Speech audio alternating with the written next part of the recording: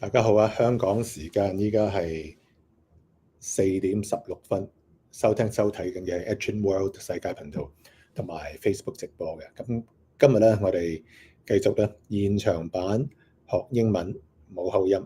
咁我相信咧，大部分依家睇緊呢個節目嘅人咧，都係可能喺北美洲或者係歐洲時段啦。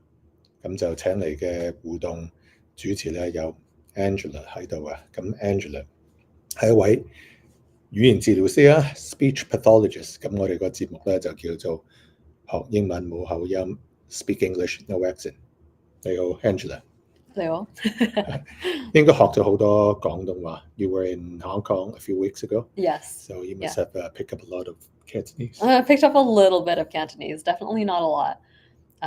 Because a bunch of people speak English anyway, right? So Yeah. I hear a lot of English as well. Yeah. So what's the objective of our show? Once again, 學英文冇口音, because you already pick up a few fans in Hong Kong, including one of the hosts in my show. Great. Yeah. That's really good to hear. Yeah. Speak English No Accent is a very catchy title, very clickbaity title, I would say.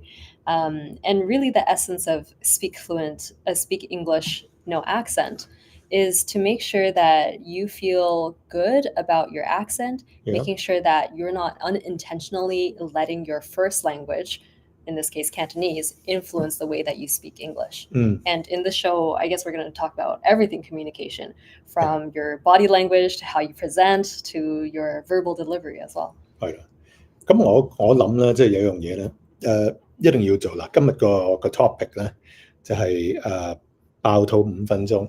So it's more like improvisation. Either you or me think of a topic and then just describe what it is.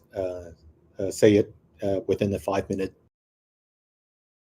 time frame. It's like a mini TED Talk without preparation. Right? Yeah. I think Toastmasters does something very similar to get you to present on the spot. Yeah. Actually, there's an improv class that I signed up for 2 Saturdays from now on the 22nd. It's hosted by Second City, which is a comedy show. Yes. And I'm gonna sign up and practice my improv too. Have you signed up yet? No, I've never done it before. When is it? It's on the 22nd. It's on a In Saturday. February. On Saturday. Yeah. In February. Yeah. Remember we talked about Second City a few episodes before? I think we did. Yeah. I think it's a good way to train someone. Yeah.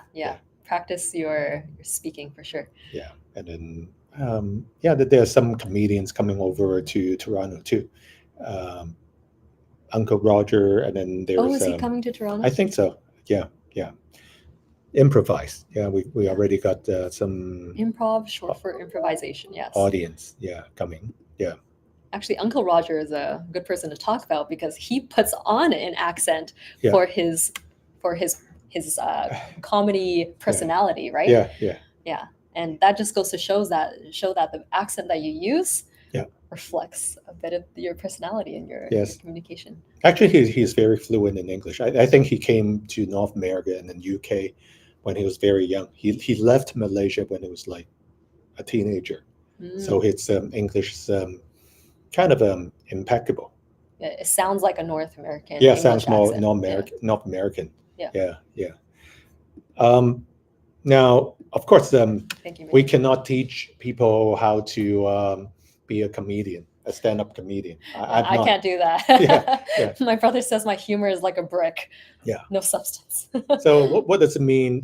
Your humor is like a brick. So that's a descriptive phrase. That's a great question. So, I mean, if you imagine what a brick is like, it's boring. It's boring. There's like nothing colorful about it. There's nothing like fun about it. It's just a brick.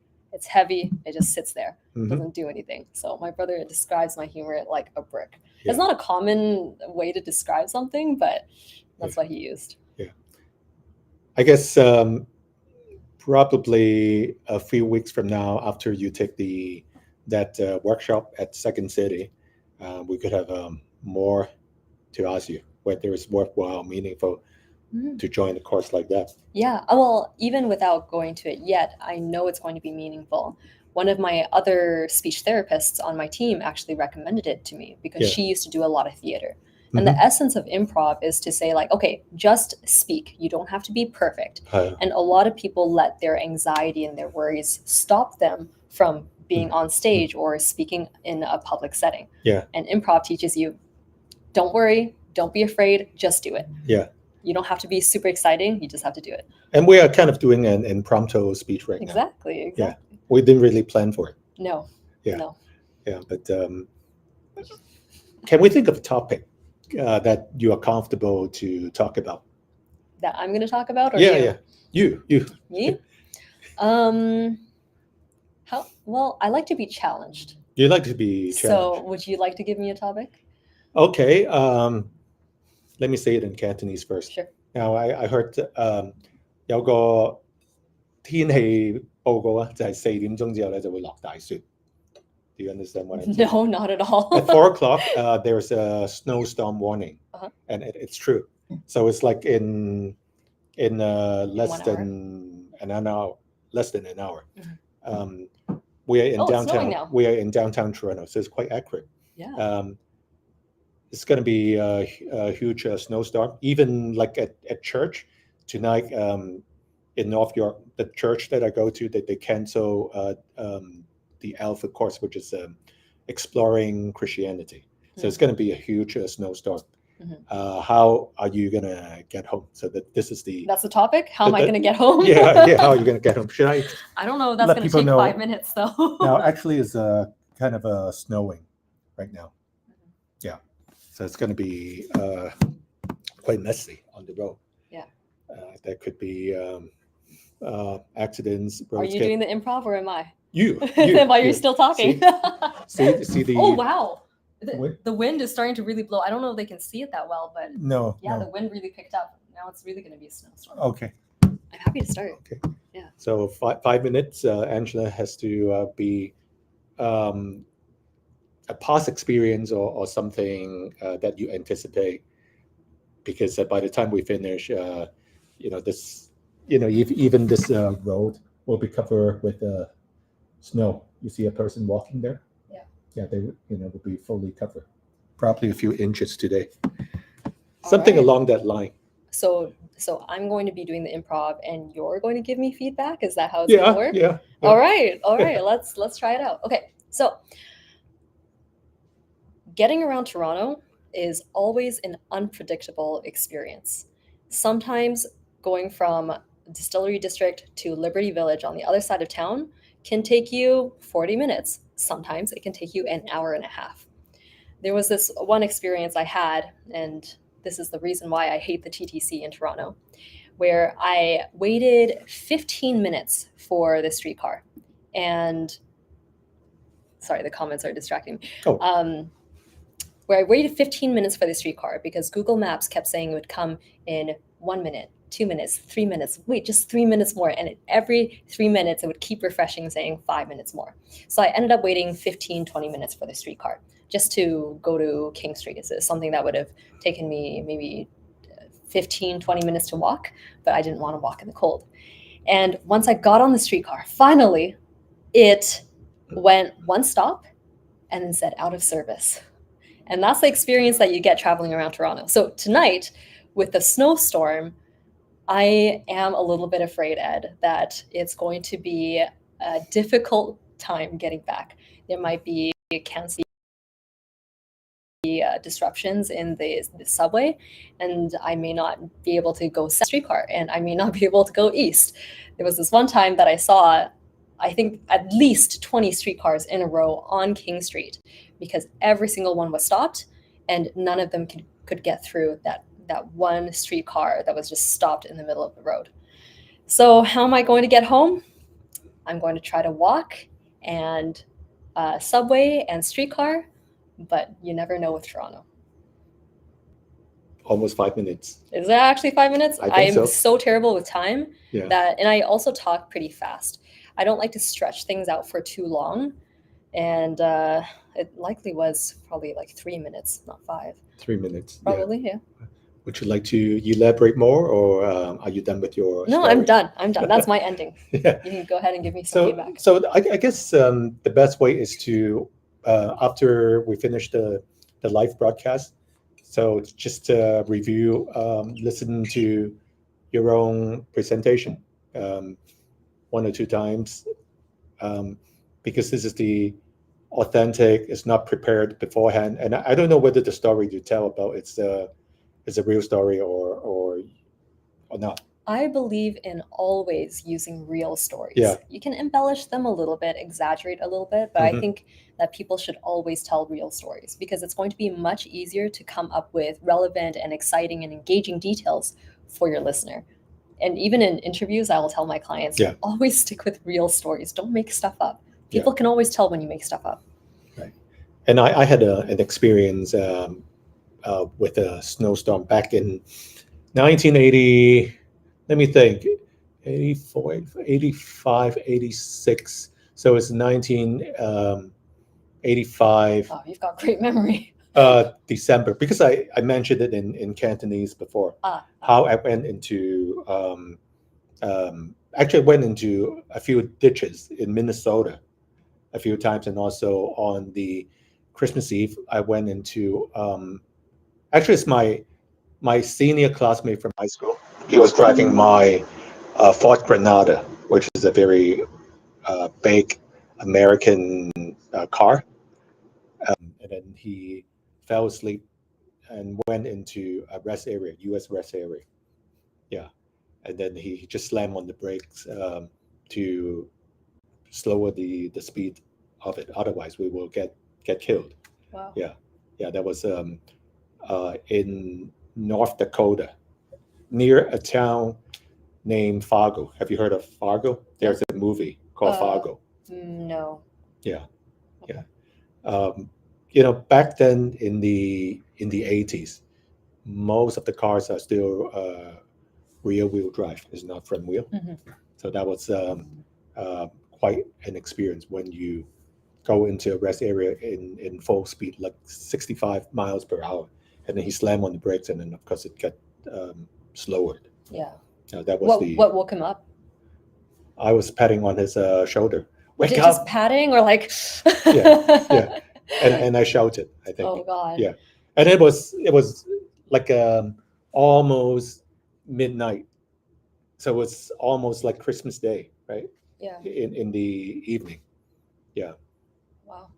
How long was he sleeping for? Did you notice right away? No, he was nodding like fishing. Oh, okay. So okay. Yeah, fishing.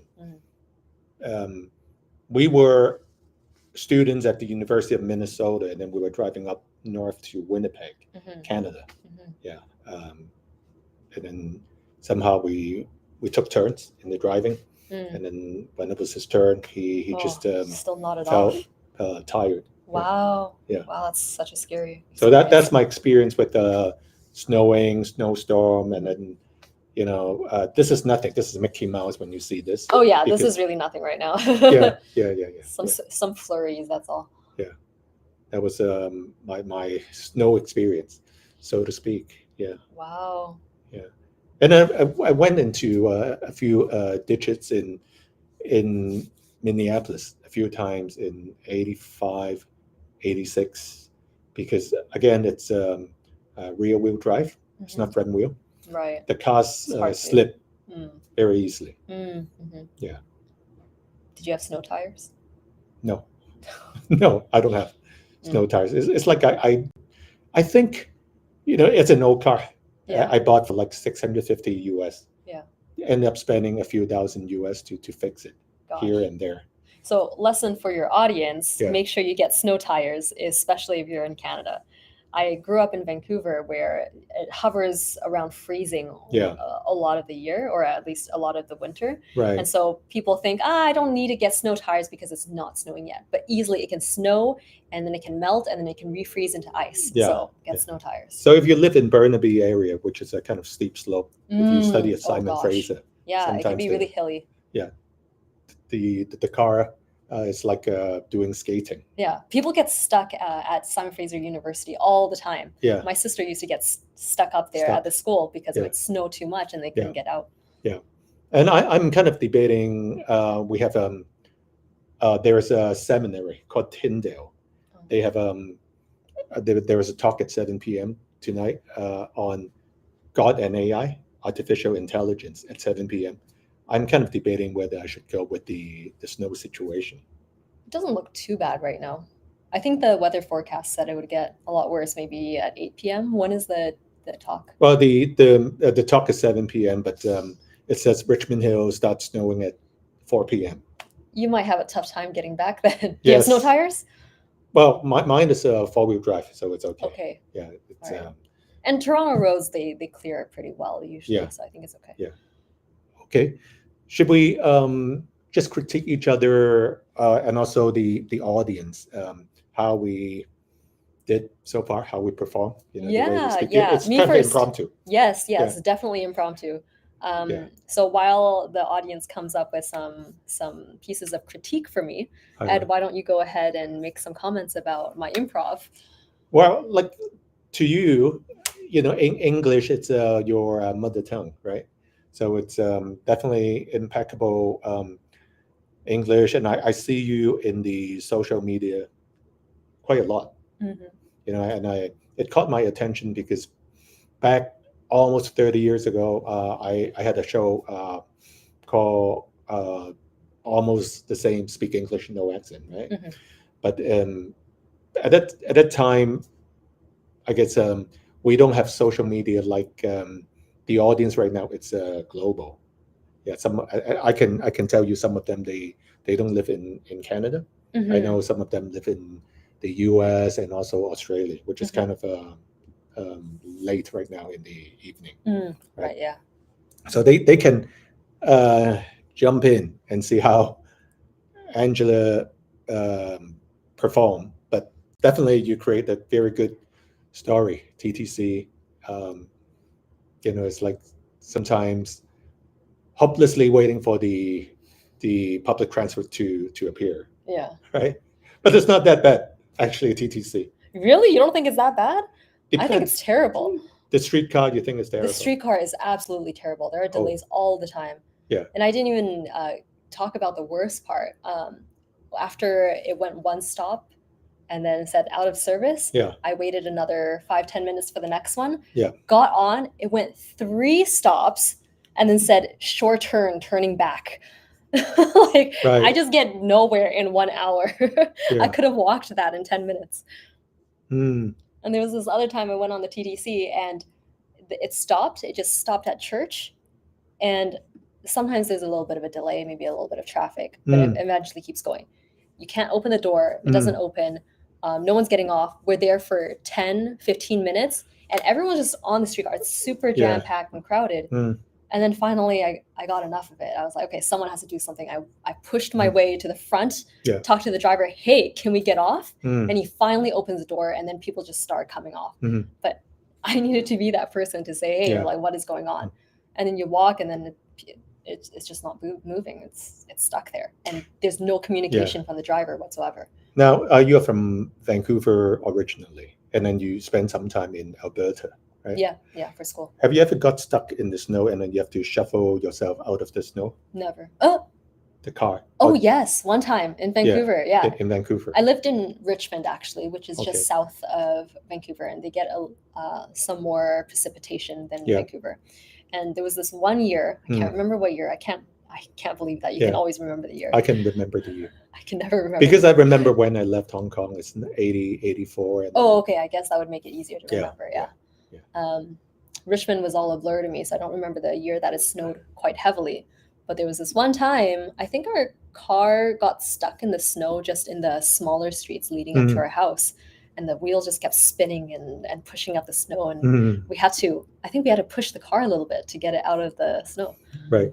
I think Shino, it's based in Toronto. Wait, Shino, 你係咪喺多倫多啊？我記得好似你係喺多倫多。Of course, Shino might not know Fargo because we were talking about Fargo. And thank you, Minion. Yeah, when you said Fargo, I also thought about Wells Fargo. I was like, yep, I know it. Wait, no, I don't know it. Yeah. Okay. It's the most popular city in the U.S. state of North Dakota. but still, very. It's not a big population, Fargo. So I think maybe 50,000 people. I could be wrong. Yeah, AAA. Wait, so what were you saying about feedback for me for my improv? So it has to be more from me. I want to hear from you first, and then we can hear from the audience. I guess you can, well, because it's your personal experience of your vexation. Yeah, you when you try to get public transportation, especially in the cold, right? It doesn't arrive on time, or you keep waiting. That's called desperation. I'm glad that the desperation and hopelessness came across. Yeah, so it's yeah. But I hope tonight, because of this warning, as I alluded to earlier, even my church canceled the Alpha course, right? They announced it last night, so they're expecting a huge snowstorm. Yeah, starting at 4:00. Yeah, from Richmond Hill. It looks nice right now. Yeah, not too bad. Yeah, for those audience who don't know where Richmond Hill is, it's about 40 minutes drive at least from Highway 7 all the way downtown. Yeah, and remember the first time when we meet up in person, I told you it takes more than an hour. Yeah. So it's not just public transit in Toronto that's unpredictable. It's just driving. Transportation in general. Okay. Hey, you avoided giving me feedback. You're just describing what I said. No, it's You can be constructive. You can give me criticism. No worries. I won't take offense. No, it's your experience in hopping on the TTC. That's not feedback. Yeah. Give me feedback. You described it. You described it well. Your vexation, I used, and also desperation of getting what you need, which is heading from point A to point B, right? So only positive feedback for me. Anything that I could do better? You described it well, and then you were looking into the audience while also you tried to engage a conversation with me. Yeah. Right at the same time. Yeah. And I hope I'm doing that as well. Right now. You did. Yeah, it got me asking questions. Yeah. Okay. Thank you for your feedback. Yeah. Did anyone say anything about me? It's kind of difficult to follow. Okay. Only positive feedback from Henkit. You want to see the negative. I want to see negative. Oh, they'll come later though. They'll come later after the live. Yeah. So please put in negative feedback if people are watching the reruns of what we just did. Yeah. And I don't mind whatsoever. Improv is not my forte. And I know that I have weaknesses when I'm coming up with ideas and stories on the spot. Yeah. You have to be more nasty. So Minion got a good feedback. It's all good. It cannot be all good, right? Cheerful, flexible, with a nice personality. So it's all compliments to you. Now I'll feel bad if I give you constructive criticism about yours. Yeah.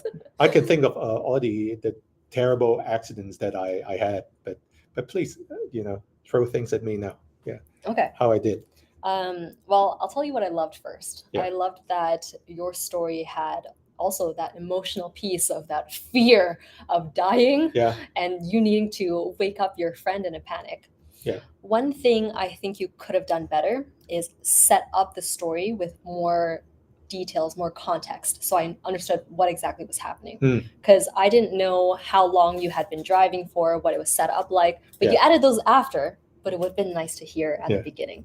So hearing like, oh, my friend started nodding off and it was dark and I couldn't see, adding in those visual details or even some of the things that you saw. I didn't know how bad the snowstorm was. You didn't know it was at night at first. Yeah, I didn't know. Yeah.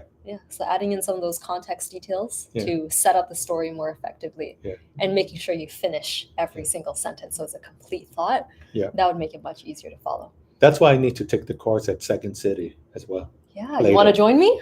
2 Saturdays. from now on the 22nd? I have classes. I have law classes on Saturday. Saturdays. Well, alternate Saturdays. So tell me more about it. Yeah, I'll let you know once I do it. Yeah. So we don't use a lot of ms and ahs in our dialogue, which is good. Oh yeah, we didn't. Yeah, you're right. Right. Yeah. I think I kind of improved quite a bit. Fantastic. What made you improve? Just don't think about it. Just say whatever is in your mind. Mm-hmm. Sometimes when you think too much, you have lots of ms and ahs. Go with the flow. Interesting. Be water, my friend. This is what Bruce Lee says. Yeah, I love be that. Water. I want to say though, some of my clients who do too many filler words, the ums and ahs, it's not because they're thinking too much necessarily, but it's become a habit for them to fill in silences with ums and ahs. Because they cannot think of the next thing to say, right? They use filler words. Yes, but also it's a habit. Like even when they're speaking fast, and that time that they need to think of that next word is very, very short, they still use an and ah.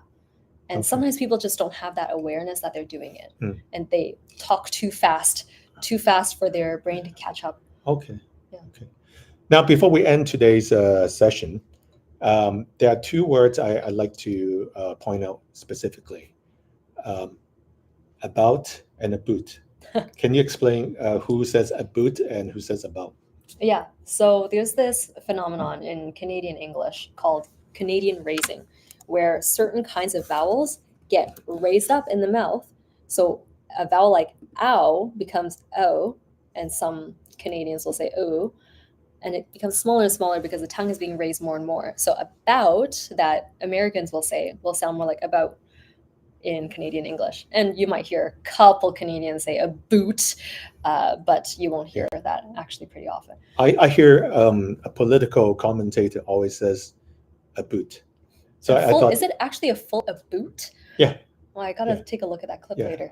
I'll send you the clip. A boot. So what does it mean? Like a boot? So a boot. Kind of strange. Yeah.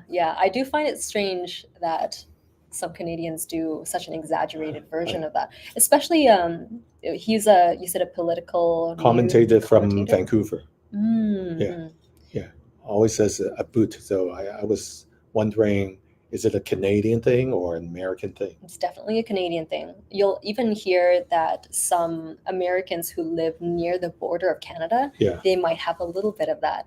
Okay. Instead of house, they might say house. Mm-hmm. And that's some of the influence of the accent going across borders there. Mm.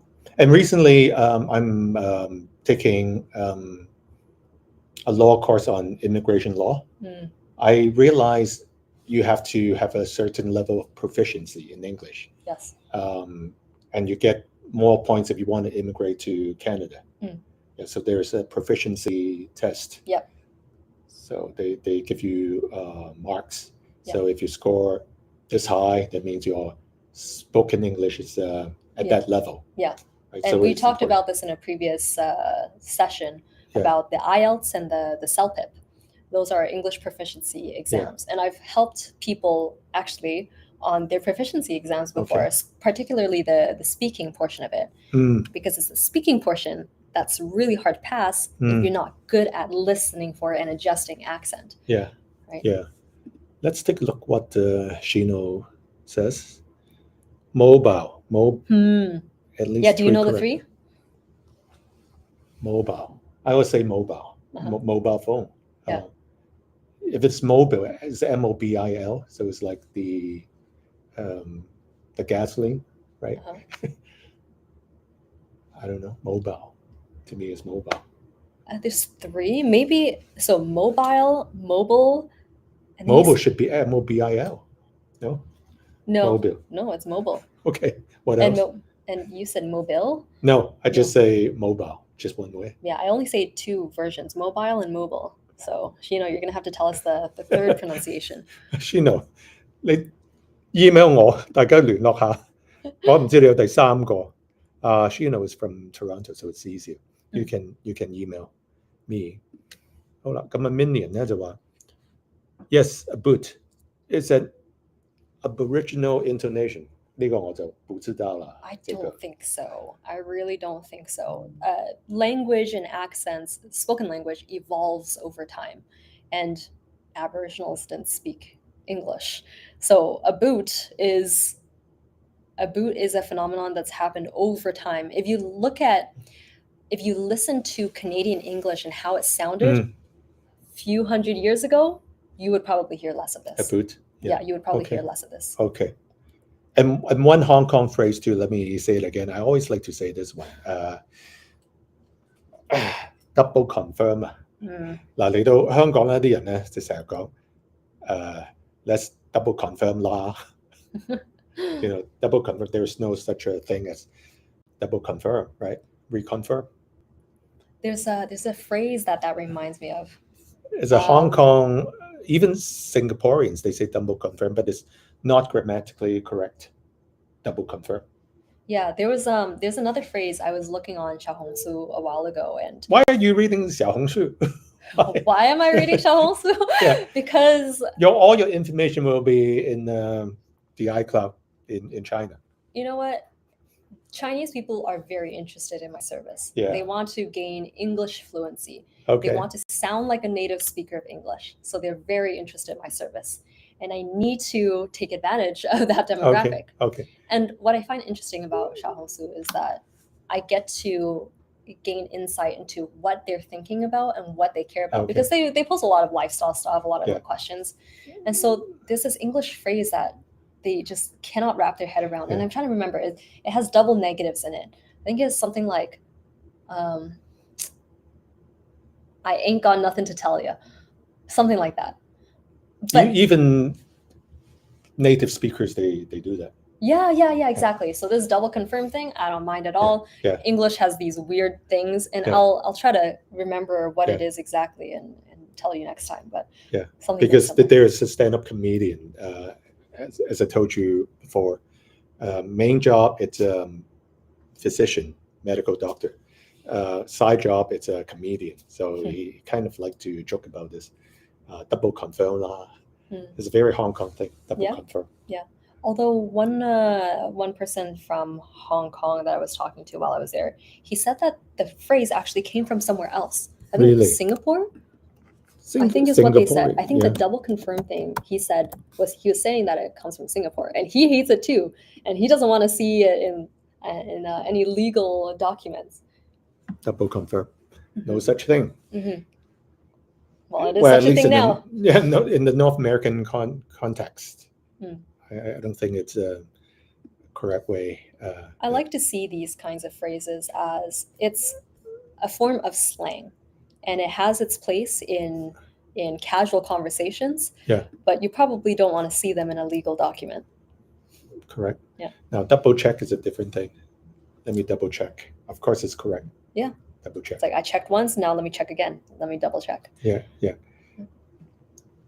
Because let me say something in Cantonese. Yep. For this double confirm. So it's from that comedian. Confirm 就係 confirm 啦，你點 double confirm 啫? So the logic was when you confirm something, you actually confirm it. So how can you double confirm? So that's his Yeah. logic. You know what? To me, Shino's maybe this is not what Shino intended, but Yeah. to me, double confirm sounds a lot like double check, and it feels like the same meaning. Am I wrong? Yeah. What do you think? It feels like the same thing to me. I double checked on ChatGPT. I asked whether double confirm is wrong, and ChatGPT says actually it's not grammatically correct based on the following reasons. I can't remember the reasons. Yeah, but you guys can check using ChatGPT. Okay. Yeah. Well, I guess it's very comprehensive and fruitful today. We talked for more than 34 minutes already. We do fun little improv. Yeah, we have the impromptu, and then we point out the double confirm and also the about word, how you pronounce it. Yeah. But last but not least, Angela, can you tell us more about your service? Yeah.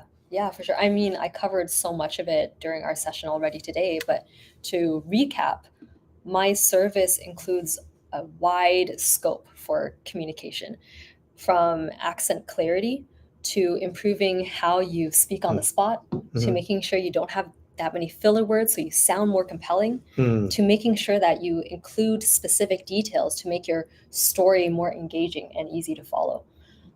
What's the name of your company? Speak Fluent. Actually easy to remember. Speakfluent.ca. Yeah. Yeah. And what is a speech pathologist or speech therapist?